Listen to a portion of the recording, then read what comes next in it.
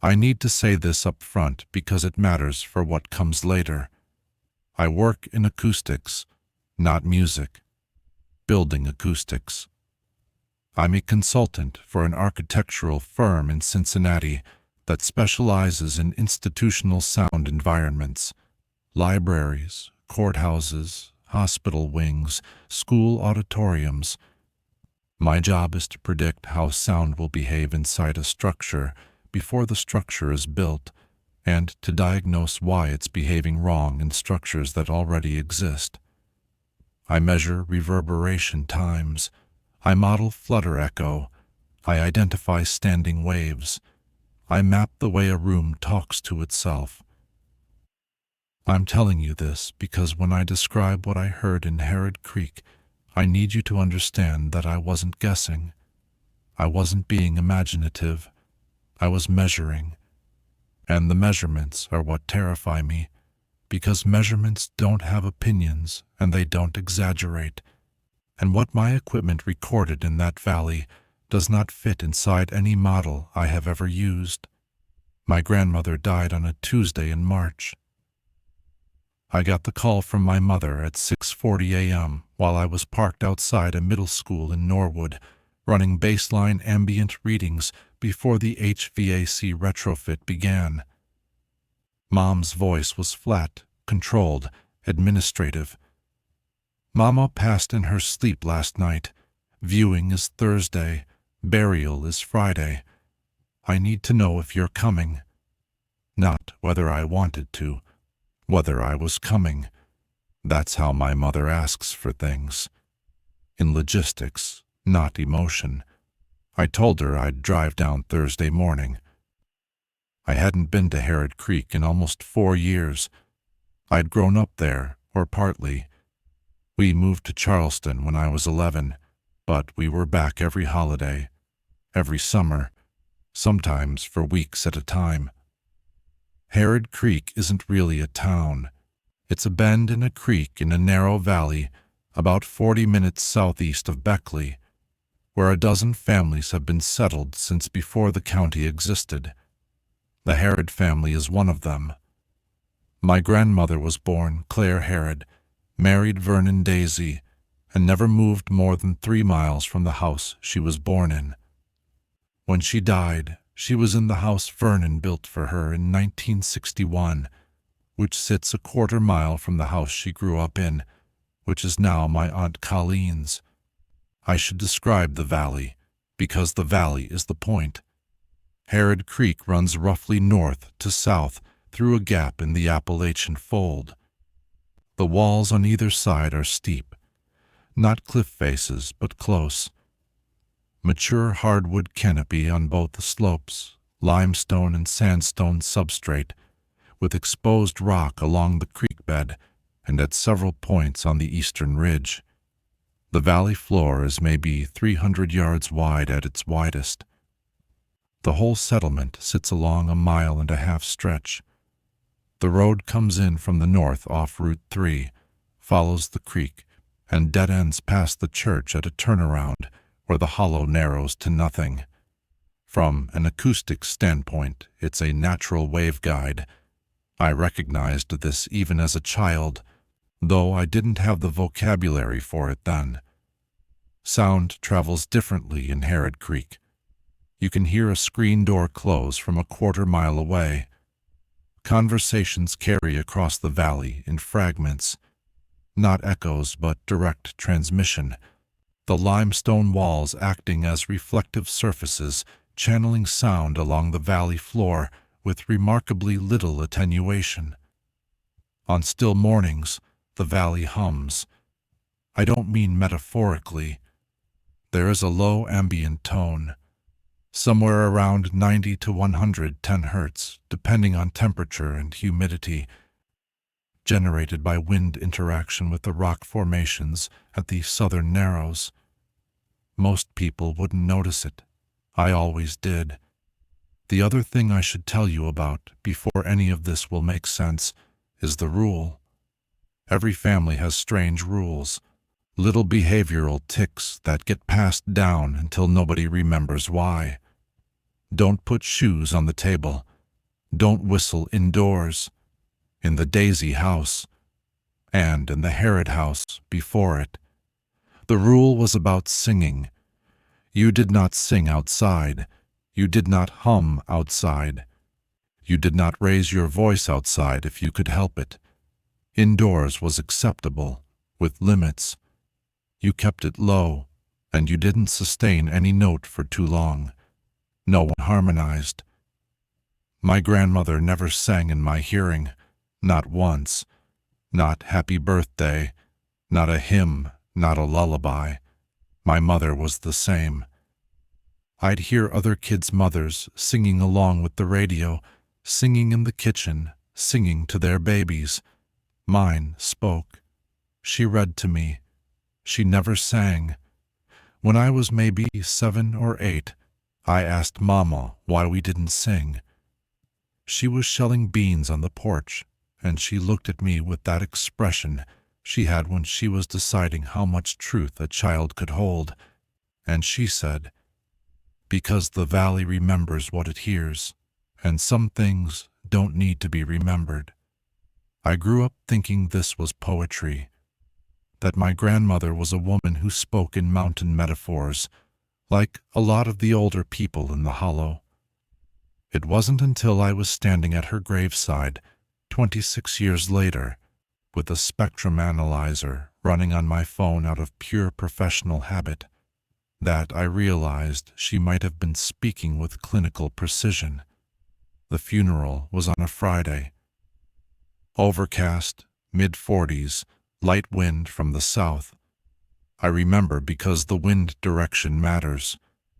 We were at the Herod Creek Missionary Baptist Cemetery, which sits on a slight rise on the western slope, above and slightly south of the church. Maybe 30 people. My mother, my Aunt Colleen, my Uncle Ray, who drove up from Roanoke, my cousin David and his wife and their 2 kids, a handful of neighbors, the pastor. Small, quiet. The valley was doing its usual thing. That low hum underneath everything, like the earth was idling. Pastor Briggs read from Psalms. My mother spoke briefly. Colleen didn't. She'd been crying since Thursday and was in no condition. David stood with his arm around her and stared at the coffin like he was doing math in his head. Then my mother said the Lord's Prayer, and the group joined in, and that's when I heard it. Not during the prayer itself, but at the end. There's a natural decay to group recitation. Voices trail off at different rates. The last few syllables get muddied. Acoustically, it's a ragged release. I've measured it in churches dozens of times. What should happen is a diffuse fade, followed by ambient recovery in 2 to 3 seconds. What happened at the graveside was different. The voices stopped. The ambient crept back. But underneath it, held in the frequency range of a low female voice, somewhere around 180 to 220 hertz, was a sustained tone, not an echo. Echoes in this valley would come off the eastern wall and arrive with a 400 to 600 millisecond delay depending on position. This had no delay. It was simultaneous with the last spoken syllable, and it continued past it. It was as if the sound of the prayer had been caught by something and was being held, the way a piano's sustain pedal holds a note after you lift your finger from the key. It lasted maybe 6 seconds. Then it faded, not abruptly. It tapered, the way a properly damped room lets a sound die. Controlled decay, the kind of decay I design into buildings. Nobody reacted. Not a glance, not a head turn. I looked at my phone. I'd had the spectrum analyzer open. I always do in interesting acoustic environments, the way some people take photos. I had it recording. The spectrogram showed exactly what I'd heard. A sustained band centered at 197 hertz, holding steady for 5.8 seconds after the last voice dropped out. then decaying over 1.4 seconds with a smooth roll-off. No natural ambient source in that environment should produce that. Wind noise is broadband. Creek noise is higher frequency. The 90 to 110 Hz valley hum was visible on the spectrogram too, well below this tone.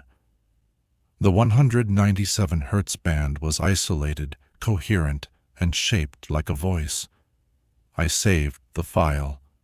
I stood there while they lowered my grandmother into the ground, and I felt the thing I always feel when a measurement contradicts a model, the quiet, specific discomfort of data that doesn't belong. After the burial, everyone went back to Mama's house. Colleen had organized food, the usual rotation of casseroles and sheet cakes and foil-covered plates that appear in Appalachian households when someone dies, sourced from a network of women who've been feeding each other's grief for generations. The house was warm and full. People talked in low voices, which was standard for the family, but which I now listened to differently. I was standing in the kitchen doorway, holding a paper plate I hadn't eaten from, when I heard my own voice say, "She would have hated the flowers." It came from the living room. Specifically, from the far corner near the window, where the old recliner sat. No one was in that corner. I could see it clearly from where I stood. And the thing is, I'd been thinking that exact sentence. Mama despised carnations. The funeral home had used white carnations in the spray, and I'd noticed and thought, she would have hated the flowers. I had not said it. I was certain. I was holding a plate and looking at the back of my cousin David's head, and I had not opened my mouth. But I heard it, in my voice. With my specific cadence, the slight Cincinnati flattened vowels I'd developed after 15 years away from West Virginia, not an approximation. My voice, my phrasing, my thoughts spoken aloud from a place I wasn't standing. I set the plate down. I walked to the corner. There was nothing there except the recliner and a side table with a lamp and a ceramic cardinal my grandmother had owned for as long as I could remember. The window was closed. The heat register was near the baseboard, but wasn't producing any significant airflow. David came up behind me and asked if I was all right. I told him I was fine, just tired from the drive. He nodded and handed me a cup of coffee, and we stood there talking about his kid's school situation for a few minutes, and the whole time I was listening to the room with professional attention. Mapping reflections, identifying potential flutter paths between the parallel walls, checking for any acoustic anomaly that might explain a localized projection of sound from an unexpected direction. Nothing. The room was acoustically unremarkable. Standard drywall construction, carpeted floor, popcorn ceiling, furniture, breaking up early reflections the way furniture does. A completely normal room, except for the part where it had spoken to me in my own voice, with a thought I'd had but hadn't released. I stayed at Mama's that night. My mother took the master bedroom. I took the back room that used to be my grandfather's office, and Colleen went home to her own house up the road. The house was quiet the way country houses are quiet, not silent but layered.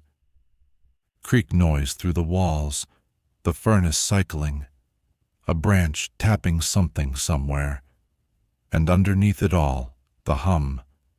That valley floor 90 to 110 hertz, so constant and so low that you stop hearing it the way you stop hearing your own blood pressure. But I don't stop hearing things. It's a professional deficiency. I lay in the dark and listened to the house and the valley negotiate their respective frequencies, and I thought about what my grandmother had said when I was 7. The valley remembers what it hears.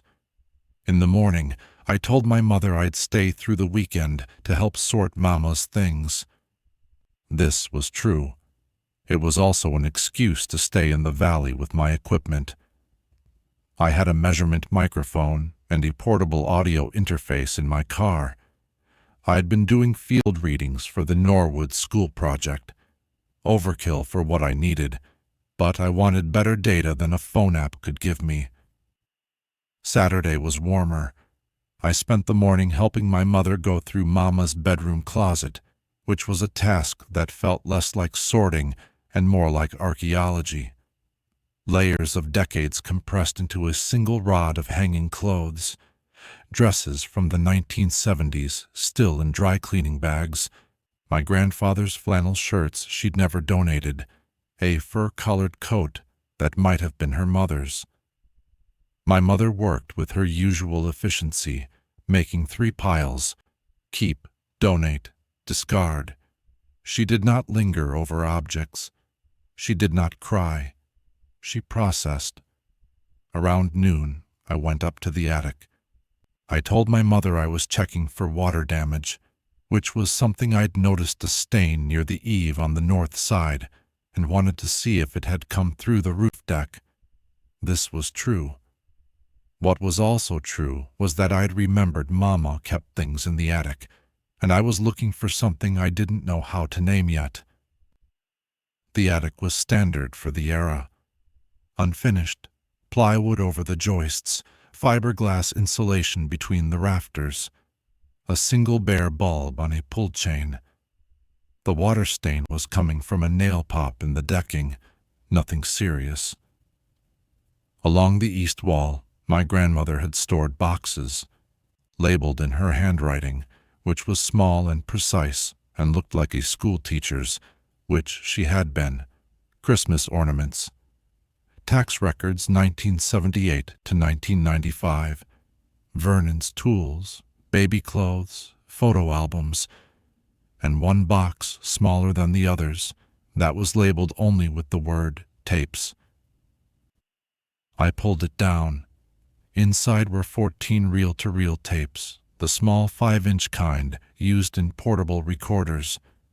They were in their original boxes, and each box had a date written on it in my grandmother's hand. The dates spanned from 1964 to 1986. 22 years. On each box, in addition to the date, there was a single letter written in red ink in the upper right corner. Some had NR, some had R. I counted. 9 were marked NR. 5 were marked R. Also in the box was a folded piece of notebook paper. I unfolded it. In my grandmother's handwriting it read, NR. Clean. R. It was present. Do not play the R tapes aloud in the valley. I sat on the plywood floor with the box in my lap and read that note 3 times. The handwriting was steady. No urgency. No drama. The same hand that had labeled Christmas ornaments and tax records. A simple filing system, clean and not clean. I didn't have a reel-to-reel player, and I didn't expect to find one in the attic. But when I went back downstairs, I checked Mama's office closet, the room I'd slept in, and there it was on the top shelf, behind a stack of Reader's Digest condensed books. A Roberts 1725-8L3, portable reel-to-reel, probably from the early 60s, heavy brushed metal case, surprisingly good condition. I brought it to the kitchen table.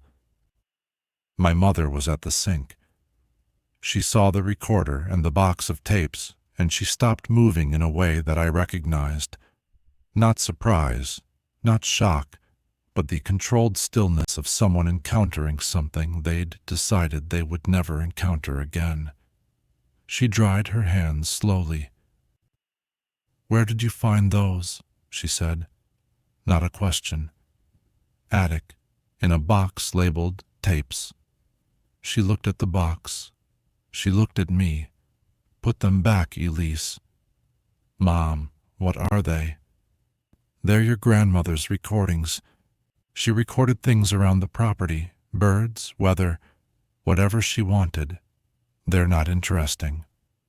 Some of them are marked R, and there's a note that says not to play them in the valley. My mother's jaw did something.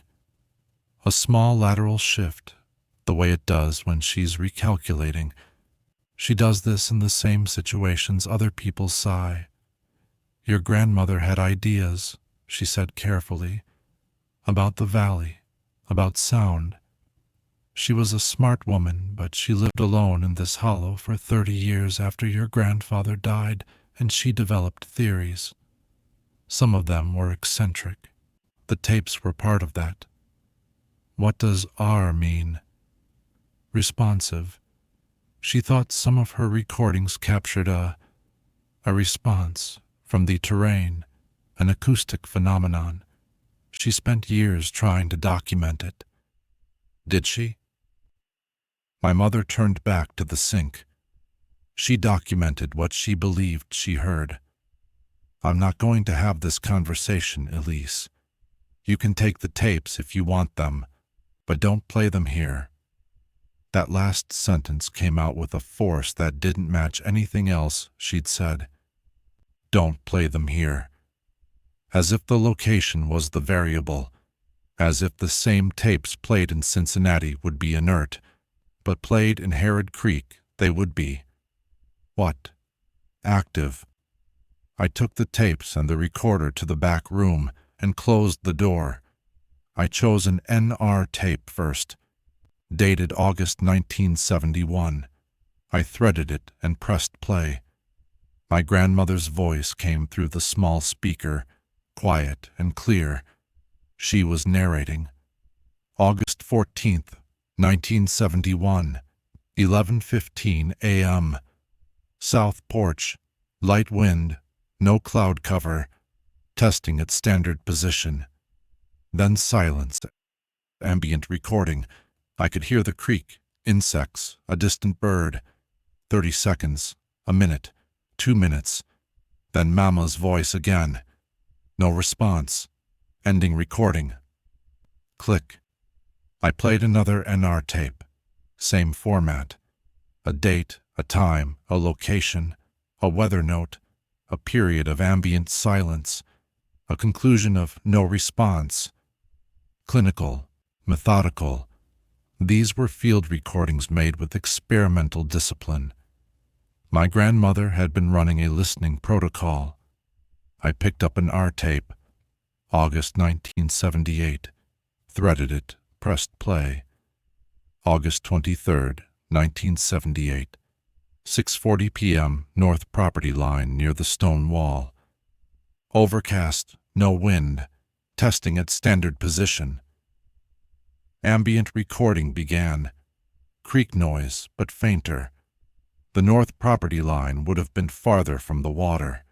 Evening insects. The valley hum, captured clearly, sitting right where I expected it in the low-frequency range. 20 seconds. 30 seconds. Then, at approximately the 40-second mark, something else. A voice. Low. Female. Sustained. Without words. Not singing exactly. More like a single tone held and modulated, the way a cello holds a note and lets the bow pressure vary. It sat in the frequency range I recognized immediately, 190 to 200 hertz. Close to what I'd measured at the graveside. It lasted about 4 seconds, then faded. My grandmother's voice returned, and this is the part that made me set the recorder down. She was calm, not frightened, not excited. She said, "Response at 41 seconds, estimated 195 hertz, duration approximately 4 seconds, consistent with prior observations, close entry." She had measured it. She had been measuring it for years. My grandmother, a retired school teacher in a West Virginia hollow, had been running a longitudinal acoustic study of something that answered. I played the remaining R tapes in sequence. The dates were October 1972, August 1978, the one I'd already heard, June 1981, March 1983, November 1986. In each one, the same protocol. In each one, at some point during the ambient recording, the same phenomenon. A voice-like tone in the 190 to 200 Hz range, sustained for 3 to 8 seconds, with no identifiable source. But here's what made my hands unsteady. Across the 5 tapes, spanning 14 years, the tone was not static. It was developing. The 1972 recording captured what was essentially a monotone, a single sustained pitch, unmodulated. By 1978, there was modulation. The pitch varied within a narrow range, rising and falling. By 1981, the modulation had structure. It wasn't random variation. It was, and I say this with the full weight of my professional training, melodic. A short phrase, 4 or 5 notes repeated. By 1983, the phrase was longer, 8 or 9 notes, and it had incorporated intervals I recognized. By the 1986 tape, the last one, the response was unmistakably constructing a melody, 12 to 15 notes, with harmonic intervals that matched the Western diatonic scale, not perfectly. There were microtonal deviations, quarter-tone shadings that no piano could produce, but the structure was there. It was learning, and I knew where it was learning from, because in between the response segments, I could hear my grandmother breathing, and twice, on the 1981 and 1983 tapes, I could hear her speak short phrases to mark the recording, her voice, her pitch, her intervals. The response was building its melody from the tonal content of her speech. It was using the harmonic structure of a Daisy woman's voice as its raw material. I sat in that back room until the light outside was gone. The recorder was off. The tapes were rewound and back in their boxes. I was looking at the spectrogram captures I'd made on my phone. I'd held it near the speaker while each R tape played and recorded the output. The frequency analysis was clean and unambiguous. The phenomenon on those tapes was real. It was acoustic, and it was evolving over time in a direction that had a destination. A melody. Something was building a melody out of my family's voices, and my family had known, and they had responded the only way they could. They had stopped giving it material. No singing, no humming, no sustained tones, no harmonizing. Reduce the tonal content of every vocalization to the bare minimum required for speech. My grandmother's rule wasn't superstition. It was containment. The question I couldn't answer, the one that kept me staring at spectrograms until midnight, was whether it had worked. On Sunday morning, I set up my measurement microphone on the south porch, exactly where my grandmother would have conducted her standard position recordings. I connected it to my audio interface, plugged into my laptop, and opened my analysis software. I set it to record continuously and display a real-time spectrogram. The morning was cool, overcast, still. The valley hum was present and stable at 103 Hz. Creek noise provided a wash of mid to high frequency content. Birds, a dog barking somewhere up the hollow. David's dog, probably. Normal ambient. I sat in Mama's porch chair and I watched the spectrogram for an hour. Nothing anomalous. The 190 to 200 Hz range was occupied only by faint harmonics from the creek noise and an occasional contribution from the valley hum's second overtone. No sustained tone, no voice-like signature, nothing responsive. At 9:15, my mother came out and stood in the doorway. She looked at my equipment. She looked at me. "You're doing what she did," she said. "I'm taking measurements." That's what she called it, too. My mother sat down in the other porch chair. She was holding her coffee with both hands, even though it wasn't that cold. We sat in silence for a while. The spectrogram scrolled. Nothing. "She heard it first in 1959, my mother said. I didn't move, didn't reach for a notebook, didn't ask a follow-up question. I just let her talk. She and Daddy had been married 2 years. She was pregnant with me. She was hanging laundry on the line. The old line, the one that used to run between the house and the walnut tree. And she was singing. She sang all the time back then, hymns mostly. She had a beautiful voice. All the Harrod women did." My mother paused. She was singing, "Shall We Gather at the River?" And when she stopped, the valley kept going. "What do you mean?" "I mean, she stopped singing, and the last phrase she'd sung repeated. Not an echo. Echoes are fast and they're garbled. This was clear. It was her melody, in a voice that sounded like hers but wasn't, and it came from. She said it came from everywhere, from the rock itself, from the air in the hollow." "And she stopped singing after that?" "Not immediately. She told Daddy, and he didn't believe her, so she started testing it. She'd sing a phrase and then stop and listen. Sometimes nothing happened. Sometimes it did.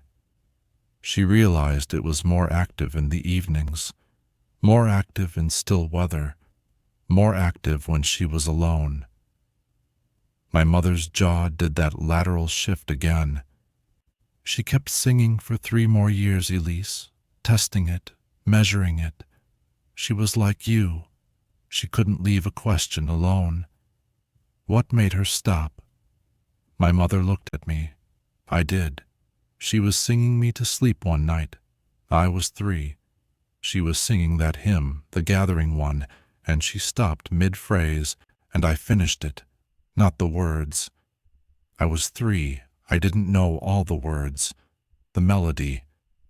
I hummed the last 4 notes, in the right key, in the right rhythm. She asked me where I'd learned it, and I said, "The outside voice taught me." My mother drank her coffee. She never sang again, not once, and she spent the next 23 years recording that valley, trying to find out what it was and whether it was getting what it needed from other sources. The R tapes. She'd go out with her recorder and just open a channel, let the valley have silence to fill. And sometimes it did. And she'd mark those tapes and put them away, and she kept a log of the dates and the characteristics of what she heard. "Where's the log?" "I burned it," my mother said. "After she was diagnosed with the dementia, 2 years ago, she asked me to. She said, 'Burn the log, but keep the tapes. Someone might need the proof.' I think she meant you." I asked the question that had been forming since the attic. "Mom, when you said the tapes shouldn't be played in the valley, is that because of the content or because of the playback?" My mother set her coffee down. "When your grandmother played back an R tape on the porch, just once, in 1979, as an experiment, the valley responded to the recording the same way it had responded to her voice. It couldn't tell the difference. As far as it was concerned, she was singing. She never made that mistake again. That changed things. That changed things considerably, because it meant the phenomenon wasn't simply passive reception. It wasn't a geological curiosity. a standing wave, an interesting acoustic artifact. It was interactive.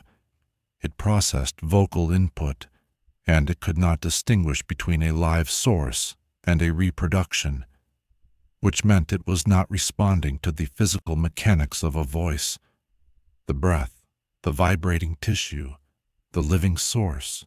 It was responding to the frequency content, to the pattern, to the information. I asked my mother if she had ever heard it herself. Once, she said. I was 16. I was walking home from the church along the road after a Wednesday evening service. I was alone, and I was humming. I'd forgotten. It was fall, and I was humming something I'd heard in the service. And when I stopped, I heard it come back. The same phrase I'd hummed, played back at me from the eastern ridge, clear as a person standing on the opposite slope and singing to me across the creek. What did you do? I ran, and I never hummed outside again. And when you were born, I made sure you never learned to. She was right. I had never learned to sing. Not couldn't. Didn't. I'd told people I was tone deaf, but I wasn't. I'd been tested as part of my graduate work in acoustics. My pitch discrimination was in the 98th percentile. I could identify intervals, match tones, distinguish micro-tuning.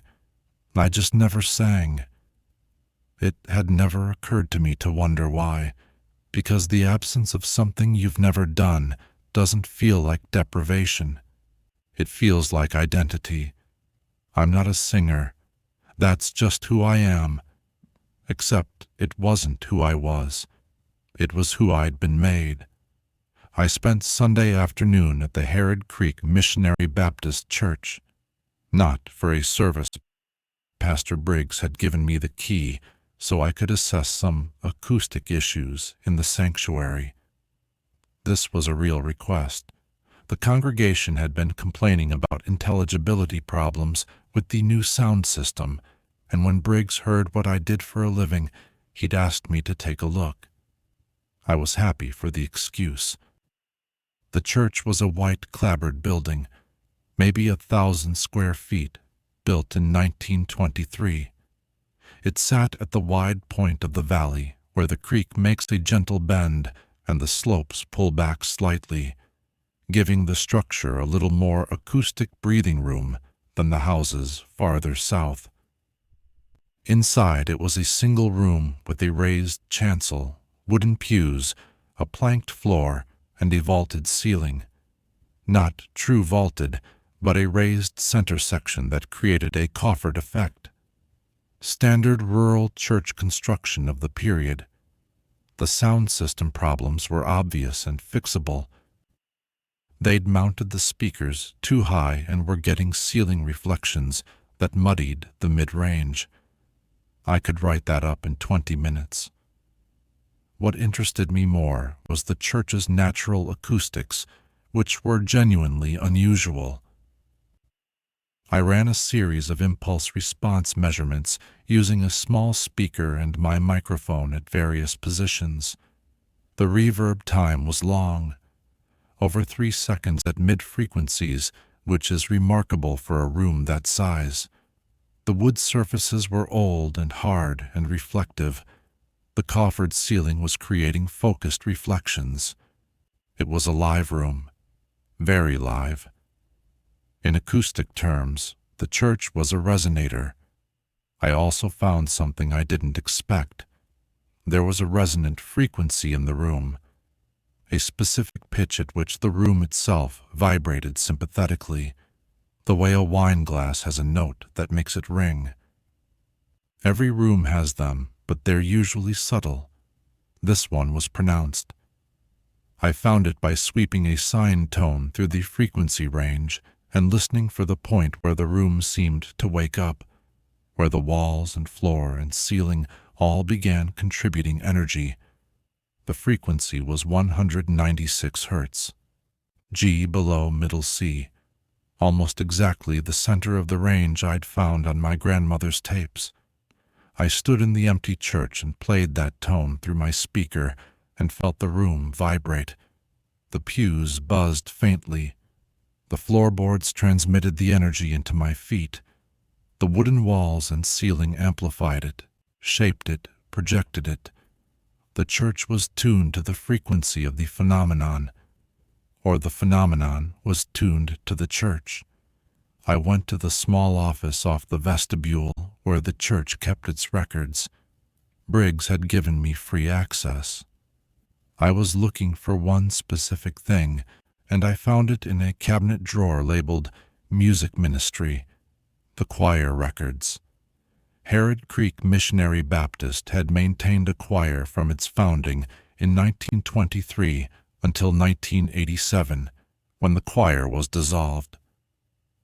The records included attendance lists, performance schedules, and this is where I began to feel the edges of something much larger. Voice part assignments, soprano, alto, tenor, bass, names and parts, going back decades. I went through the attendance records, decade by decade, and I found a pattern that I'm going to describe as clearly as I can, because it's the kind of pattern that looks like coincidence until you see its shape across time, and then it looks like engineering. The choir averaged 20 to 25 members at any given time. Normal turnover. People joined, people left, people moved away, people died. But across the entire 64-year history of the choir, every Harrod woman who was a member sang alto, every single one. And according to the voice part records, their assigned range was consistently noted as A3 to D4, the range that centers on, and brackets, 196 Hz. There were 5 Harrod women in the choir across its history. My great-grandmother, Edith Harrod, from 1923 to 1951. My grandmother, Claire Harrod Daisy, from 1949 to 1959. She'd started at 15 and quit the year she heard the Valley respond. Claire's sister, Dorothy Harrod Marsh, from 1952 to 1971. Dorothy's daughter, Linda Marsh, from 1968 to 1987. And my Aunt Colleen, listed from 1979 to 1987. The choir was dissolved in September 1987. The final entry in the music ministry records was a single line, choir suspended by mutual agreement. See attached. There was no attachment. The referenced document, whatever it was, had been removed. I found Linda Marsh's phone number in my grandmother's address book back at the house. Linda was Dorothy's daughter, Mama's niece. She lived in Lewisburg now, about an hour west. I called her Sunday evening. Linda was 71, sharp and cautious. When I told her I was Claire's granddaughter and that I was interested in the church choir, there was a pause that lasted long enough for me to hear a clock ticking in her house. "Your grandmother told you about the tapes," she said. "I found the tapes. And you've been measuring." "Yes." Another pause. "Are you in the valley right now?" "Yes, at Mama's house." "Don't play those tapes there, Elise. Your grandmother would have told you that." "She did. Through my mother, Linda, the choir. Why was it dissolved?" Linda breathed out slowly. "It wasn't dissolved because of a disagreement or money problems or anything normal. It was dissolved because of what happened on the Sunday after Labor Day, 1987. She paused again. The choir was doing the anthem, "How Great Thou Art." 22 voices. And when the last verse ended, the church kept singing. "What do you mean?" "I mean the choir stopped and the room didn't. The The sound continued. The same hymn, the same arrangement, the same voice parts, coming from the walls, from the floor, from the ceiling. The room sang the verse again, by itself, and it used our voices to do it, not our real voices. A version of our voices, assembled from what it had been collecting, and it was... She stopped. It was beautiful. That was the worst part. It was the most beautiful thing I've ever heard. It was everything the choir had ever sung, compressed into one sound, and it came from the rock and the wood and the air, and it lasted about 20 seconds, and then it stopped, and nobody in that room ever sang in that building again. I asked her if anyone had recorded it. Pastor Hendricks, Briggs's predecessor, had a cassette recorder running because his wife was in the choir and she liked to listen back. He gave me the tape in 1993 before he moved to North Carolina. I still have it. Have you played it? Once, in my house in Lewisburg, away from the valley. The recording captured it. It's on tape, Elise. Whatever happened in that room, it's documented. I asked her one more question. The melody on my grandmother's tapes, the one the valley was building, did the choir incident sound like the same thing? No. The choir incident was the valley playing back what it had received, a reproduction. What's on your grandmother's tapes is something else. That's the valley composing. It was taking the material, we gave it our voices, our intervals, our patterns, and it was making something new.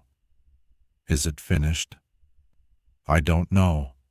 After 1987, the Herod women stopped singing, all of us. We took away its source material. Your grandmother kept recording to see if it would continue developing on its own, or if it would stall without input. The tapes stopped in 1986, because by then she'd gotten her answer. It was slowing down. The intervals between responses were getting longer. The melodic development was decelerating. The containment was working barely, slowly, but working. She figured that as long as no Herod woman sang in that valley again, the thing would never finish what it was making. I thanked Linda and hung up and sat in the dark kitchen of my dead grandmother's house, and I want to describe what I was feeling because it matters. I was not afraid exactly. I was something worse. I was professionally fascinated and personally implicated in a way I had never experienced before. The acoustic phenomenon in that valley was real, measurable, and documented across 3 independent sources: my grandmother's tapes, my graveside spectrogram, and Linda's cassette of the choir incident. It was not supernatural in any way I could identify. It was geological and acoustic, a property of the limestone, the valley geometry, the resonant characteristics of the terrain and the structures built on it. It was a system that accumulated vocal frequency data over time and was processing that data into an increasingly organized output. And my family was the primary input. 4 generations of Herod women with voices centered on the valley's resonant frequency, singing in a church acoustically tuned to amplify that frequency in a limestone hollow that functioned as a natural waveguide and resonance chamber. We hadn't just been living in the valley, we'd been feeding it, and when we stopped, it slowed down, but it did not stop. Because even speech contains tonal information. Even the act of talking in that valley contributed to the pattern, just not enough to complete it. On Monday morning, I drove to the county library in Beckley. I had a specific question, and I needed geological data to answer it. The question was, what, physically, could store acoustic information in limestone. I'm not a geologist, but I know enough about acoustic physics to know that certain mineral formations can sustain resonance under specific conditions. Limestone is calcium carbonate. It's crystalline. It transmits vibration efficiently. That's why limestone buildings have distinctive acoustic properties, why cathedrals built from limestone are revered for their sound. But storing information, holding a frequency pattern over time and replaying it, that requires something more than passive resonance. The County Geological Survey for the Harrod Creek watershed was in the library's local collection. It had been conducted in 1974 as part of a mineral rights assessment. The relevant section described the limestone formation underlying the valley as Greenbrier Group, Mississippian age, with an unusual feature. The eastern ridge contained a thick bed of crystalline calcite with a high density of fluid inclusions. Tiny pockets of water sealed inside the crystal matrix during formation over 300 million years ago.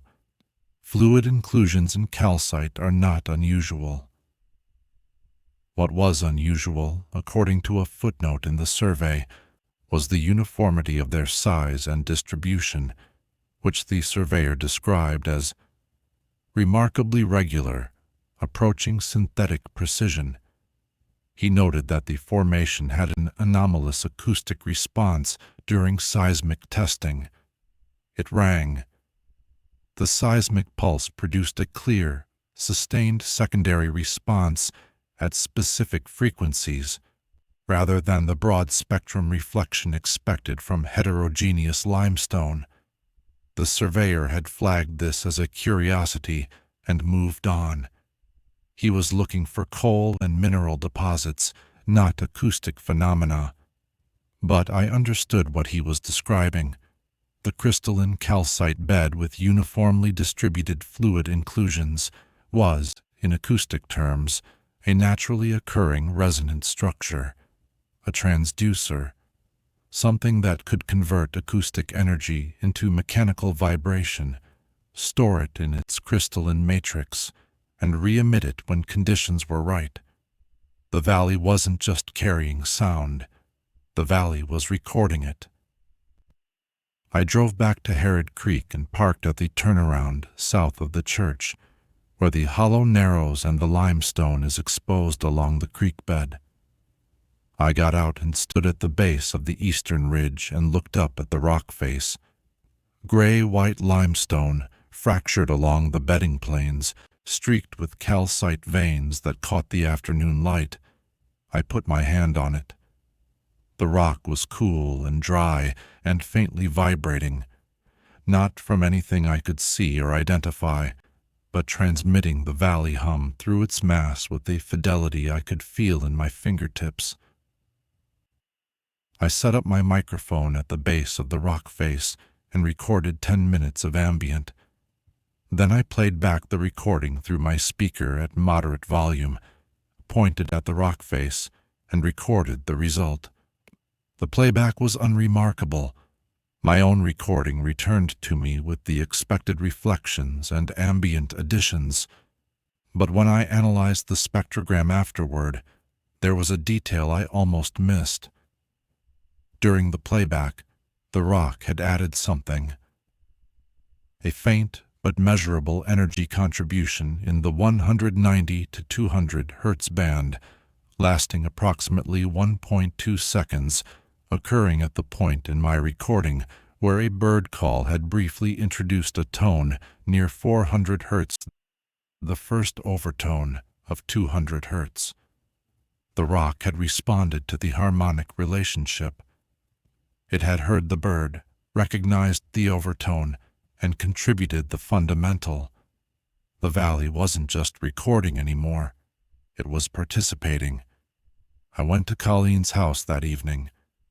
I needed to talk to her, and I needed to do it away from my mother, who had made it clear she considered further investigation both unnecessary and unwelcome. Colleen's house was the old Harrod place, a two-story farmhouse that had been in the family since the 1890s.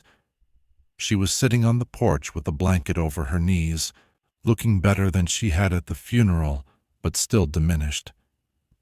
Grief had a specific gravity in Colleen that it didn't in my mother. Where my mother compressed, Colleen expanded. She became vague, permeable, unfocused. She was glad to see me. She offered tea. We sat in her kitchen. I told her what I'd found. The tapes, the church records, the geological survey, my own measurements. She listened without surprise. "You sound just like her," Colleen said. "Your grandmother. She'd come over with her notebook and her recordings, and she'd lay it all out, every piece of evidence in order, like she was presenting to a review board. She wanted it to be science. She needed it to be science, because if it was science, then it could be managed. Can it? She managed it for 40 years. We all did. No singing, no humming. Keep your voice low. Don't give it more than you have to." And it worked, mostly. The melody she was tracking. It barely moved in the last 15 years. Without the choir, without any Harrod woman singing in this valley, the thing nearly stalled. Nearly? Colleen looked at her tea. "It gets a little from speech, a little from the children playing, a little from every sound that passes through this hollow. It's slow, but it's not zero. Claire estimated it at, she had a rate, fractions of a tone per year, something like that. She calculated that at the current rate, without any singing input, the melody wouldn't complete for another 120 years. But with singing input, she thought a single sustained performance by a Harrod woman, a full song, several minutes, would give it enough material to finish within a year. And a choir performance, like 1987, could finish it in days. What happens when it finishes? Colleen set her cup down. That's the question Claire couldn't answer, and it's the question that kept her up at night for 30 years. She didn't know. Nobody knows. The melody has never been completed. Whatever the valley is building, it's never been built before. You're not afraid of it. I was. When I was in the choir and I heard the room sing back at us, I was terrified. But I've lived here for 63 years, Elise, and the thing in this valley, it's never hurt anyone, it's never threatened anyone, it's just making something, using what we give it, and we decided to stop giving, and it slowed down, and that's where we've been for 40 years, holding. Colleen, at the funeral, when Mom said the prayer, the valley responded. I measured it. 197 hertz, sustained for almost 6 seconds. She nodded slowly. It's been hungry. That word. Hungry. A school teacher's sister, a woman who'd lived in this valley her entire life, choosing that word for a geological acoustic phenomenon.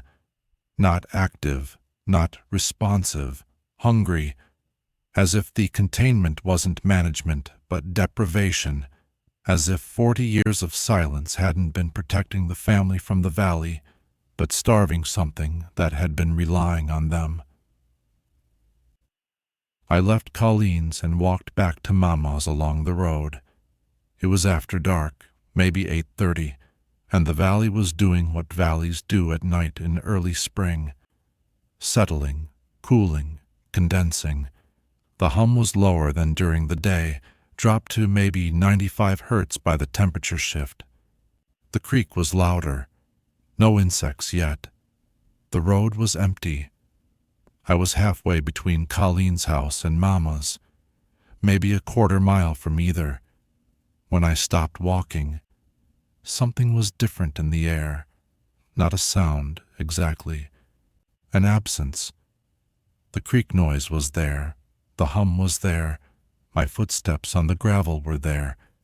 But there was a gap in the acoustic field. A hole.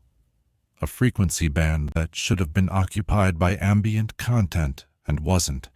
As if something had been removed from the air, the way you'd notch out a frequency on an equalizer. The notch was in the 190 to 200 hertz range. I stood on the dark road and listened to the valley listen. That's the only way I can describe it. The gap in the frequency spectrum was shaped exactly like the phenomenon on my grandmother's tapes. Same range, same bandwidth, but inverted.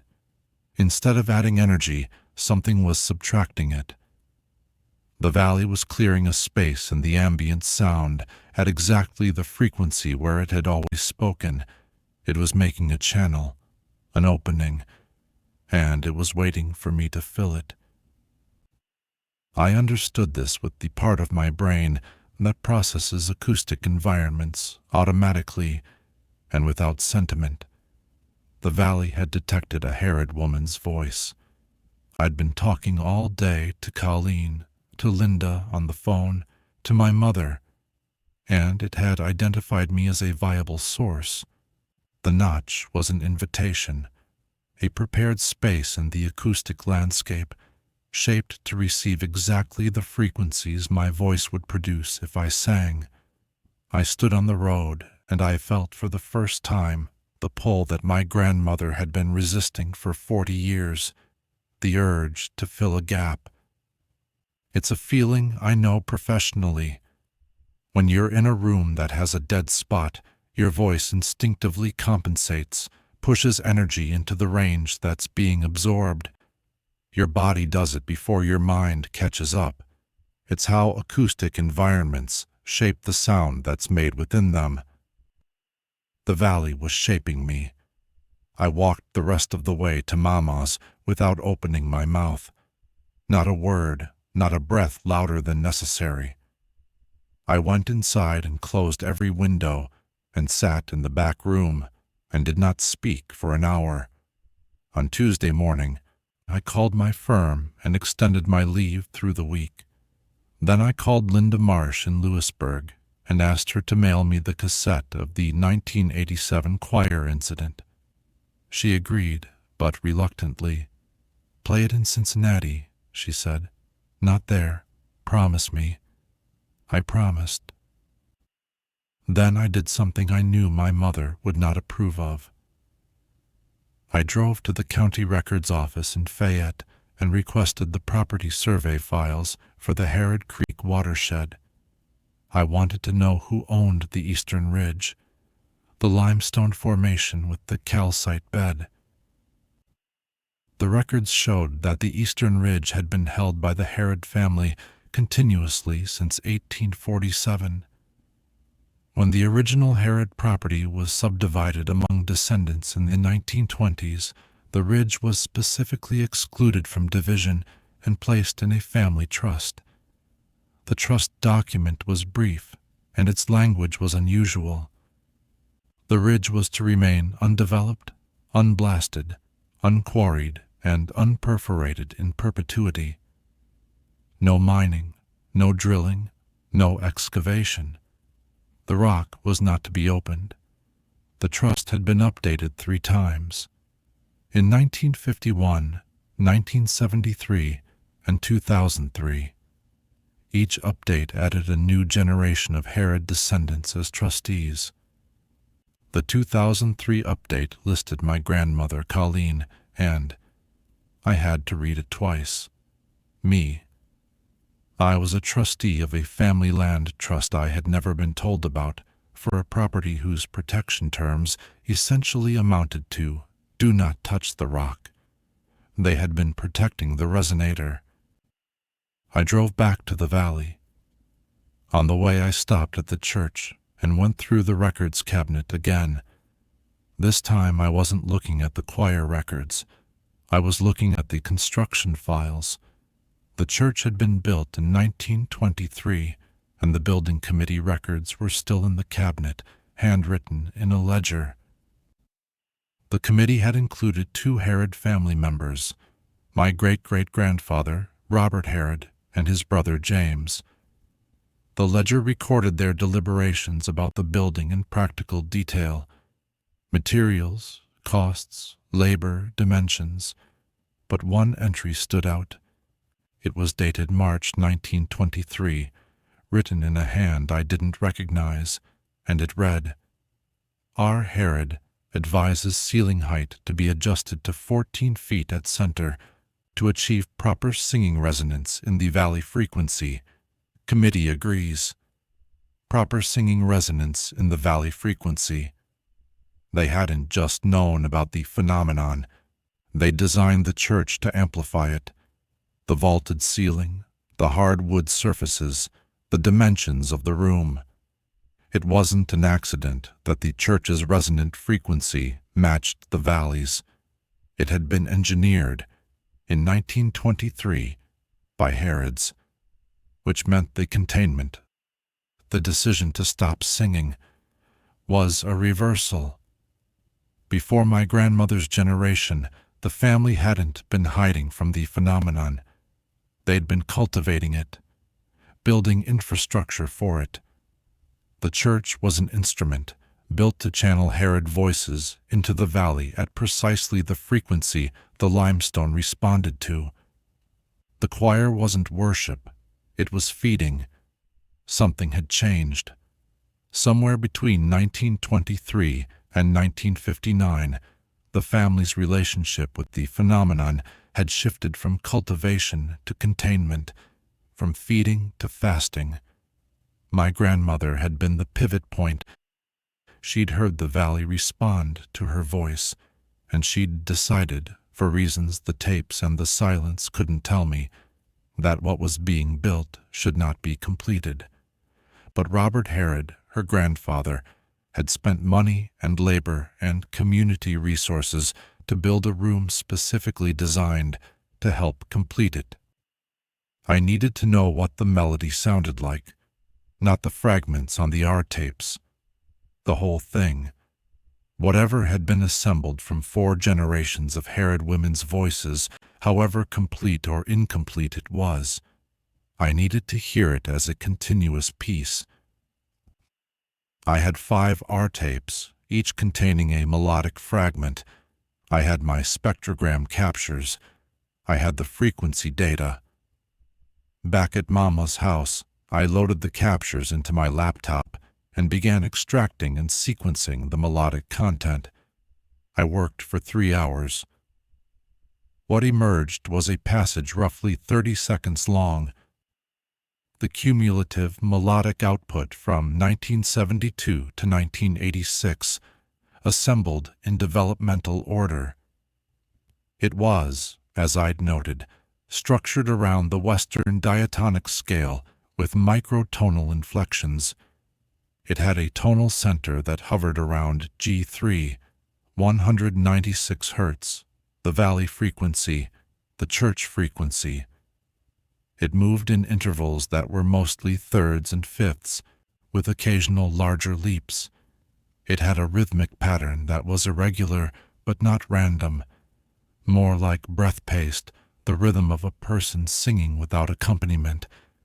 It was haunting. I don't use that word lightly or as a horror story affectation.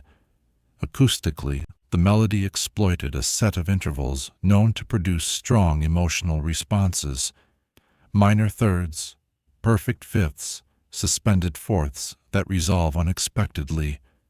It was constructed from the vocabulary of hymn singing, the intervals and phrases that my grandmother's generation would have used, but assembled into something that was not a hymn. It didn't resolve.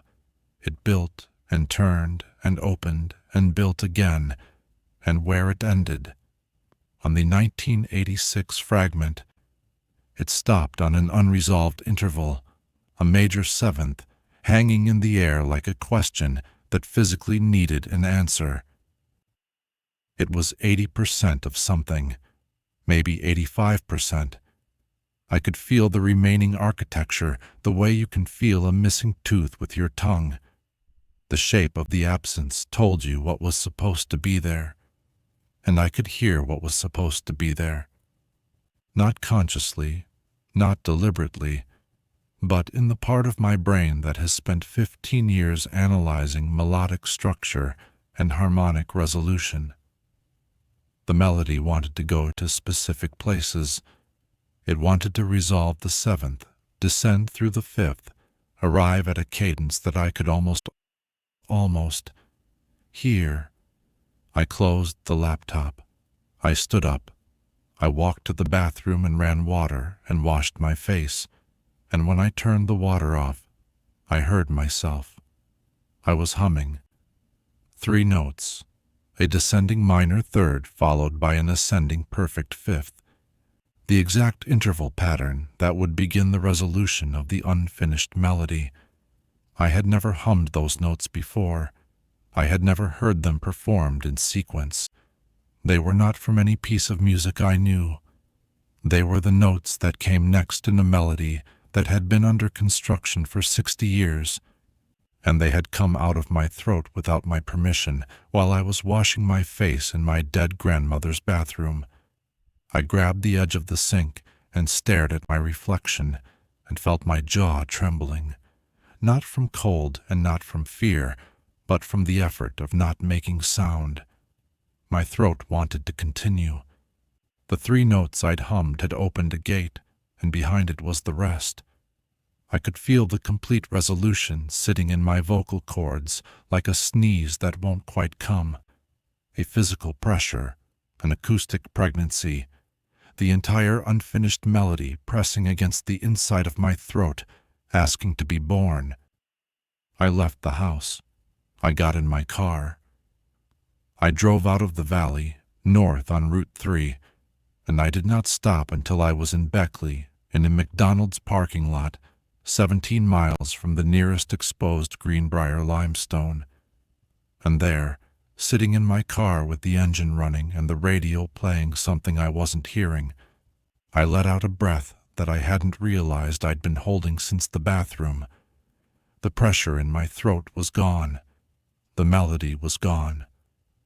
The physical compulsion to vocalize had evaporated somewhere on the road between Harrod Creek and Beckley, fading in direct proportion to my distance from the valley. By the time I'd reached the first ridge outside the hollow, it was half as strong. By the county road, a quarter. By Beckley, nothing.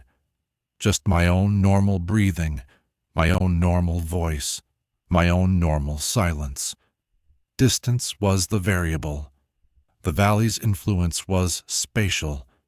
It operated within the acoustic envelope of the hollow itself, attenuating with distance the way any sound-based phenomenon would. Outside the valley, I was me. Inside the valley, I was an instrument being played. I sat in that parking lot for an hour.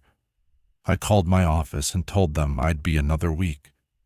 I called my ex-husband, Martin, in Cincinnati, and asked him to keep our daughter, Rosie, through the following weekend. He agreed without argument, which was unlike him, and I was too distracted to wonder why. Then I drove back to the valley.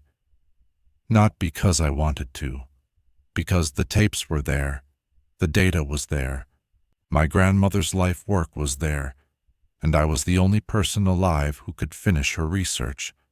I owed her that. I also needed to understand why Robert Harrod had wanted the melody completed and why Claire Harrod had decided it shouldn't be. I spent Tuesday night at the Beckley Holiday Inn. I didn't trust myself to sleep in the valley, not after the bathroom incident. In the morning, I drove to Harrod Creek, packed the box of tapes, the recorder, and my laptop into the car, and went to Colleen's house. I told her what had happened. The humming, the compulsion, the spatial attenuation. She listened with her hands folded in her lap. "It happened to Claire too," she said. That's why she stopped going to the north property line to record. She said the closer she got to the ridge, the stronger the pull. She started recording from the porch because it was the farthest point on the property from the eastern ridge that still yielded results. Colleen, why did Robert Herod want it to finish? The church. He built it as an amplifier. He wanted to feed the valley. Colleen was quiet for a long time. Then she got up and went to a cabinet in the hallway and came back with a Bible. Not a small one, a family Bible, leather-bound, the kind that has the genealogy pages in the front. She opened it to a page near the back that had been written on in several different hands across what looked like a century. "This is what we know," she said, "what the family knows, what gets passed from one to the next." The page was headed in the oldest hand with a single word: arrangement. Beneath it, in ink that had faded to brown, was a paragraph in a handwriting I estimated as mid-1800s. It read, "The rock remembers and the rock returns. What is given freely in song, it keeps and shapes and will one day give back made whole. Each generation of Herod women are the keepers. They sing, the rock receives, and what the rock is building is a gift that will be given when the song is done. We do not know its nature. We trust its intention because it has asked and not taken." Robert Herod, 1897. Below this, in a different hand, was a shorter entry. "The gift is not yet clear, but the song grows more beautiful with each decade. We continue in faith." Edith Herod, 1934. Below this, in my grandmother's handwriting, "I no longer believe the arrangement is what Robert described. The rock is not composing a gift. It is constructing a summons. I will not contribute further, and I advise the same for all who follow." Claire Herod Daisy, 1963. Below this, in a hand I didn't recognize, "Claire may be right, but the melody is already 70% complete. The question is whether incompletion is safer than completion. I don't know." Dorothy Herod Marsh, 1975. And below this, in Colleen's handwriting, undated, "We hold. We don't sing. We don't know what it calls, and until we do, we don't call it. A summons." My grandmother had listened to the melody developing for 4 years. From 1959, when she first heard the valley respond, to 1963, when she wrote her entry in the Bible, and she had concluded that it was not an artwork but a signal, not a gift being assembled, but a call being constructed. Something was using her family's voices to build a message intended for a recipient, and the message would be transmitted when it was complete. "Who is it calling?" I asked Colleen. "We don't know. Claire spent 30 years trying to figure that out, and she died without an answer. All she knew was the mechanics. The limestone stores the frequency. The calcite bed acts as the, what did she call it? The substrate, and the melody is being written into the crystal structure of the rock, permanently, like grooves in a record. When it's done, she believed the entire ridge would resonate with the completed melody, continuously, forever, and whatever is meant to hear it, would hear it, from however far away it needed to carry. I looked at the Bible page. 4 generations of Herod women, writing in the same book, in the same place, about the same phenomenon, and arriving at different conclusions. Trust, faith, suspicion, containment. The family's relationship with the valley had evolved from covenant to quarantine in 100 years, and now I was here, a 5th-generation Herod woman with professional acoustic training and a throat full of someone else's melody, and I still didn't know which generation was right. I made a decision. I would not complete the melody. I would not sing in the valley. I would not give the limestone what it wanted. Not because I was sure my grandmother was right about the summons, but because I wasn't sure she was wrong, and the asymmetry of the risk was too great. If it was a gift, incompletion was merely sad. If it was a summons, completion was irreversible. I packed my things. I told my mother I was leaving Thursday morning. She nodded with visible relief. I spent Wednesday organizing Mama's tapes and my own recordings into a coherent archive, writing up my measurements and analysis, and preparing a document that would allow whoever came after me to continue the monitoring protocol. Wednesday evening, I went to the church one last time. I wanted to take final measurements of the room's resonant properties for my records. I set up my microphone, ran my sweeps, captured the data. Everything was consistent with my earlier readings. The church was a tuned resonator at 196 Hz, a room built to sing at the frequency the valley sings back. I was packing up my equipment when I heard it. Not from outside, from inside the church, from the walls, the floor, the ceiling, the wood and plaster and air of the room itself. A tone, 196 Hz, G below middle C, sustained, clear and modulated, not the monotone of the early tapes, not the short melodic fragments of the later tapes, the full melody. Every note my grandmother had recorded, every phrase the valley had built over 6 decades, played back in sequence from the walls of the church that had been built to contain it. It lasted 31 seconds. I know because my recording equipment was still running. Then it stopped, and in the silence that followed, a silence so complete that I could hear the crystal structure of the limestone ridge settling through a 1/4 mile of earth and air, I heard 3 additional notes, the ones I had hummed in the bathroom. Descending minor third, ascending perfect fifth. They were in the melody now. The valley had heard me. Through the walls of my grandmother's house, through the bathroom mirror, through the plumbing and the foundation and the bedrock. The valley had heard 3 notes escape from a Herod woman's throat, and it had incorporated them. The melody was no longer 80% complete. It was 83%. I left the church. I drove to the Holiday Inn in Beckley. I did not return to Herod Creek on Thursday.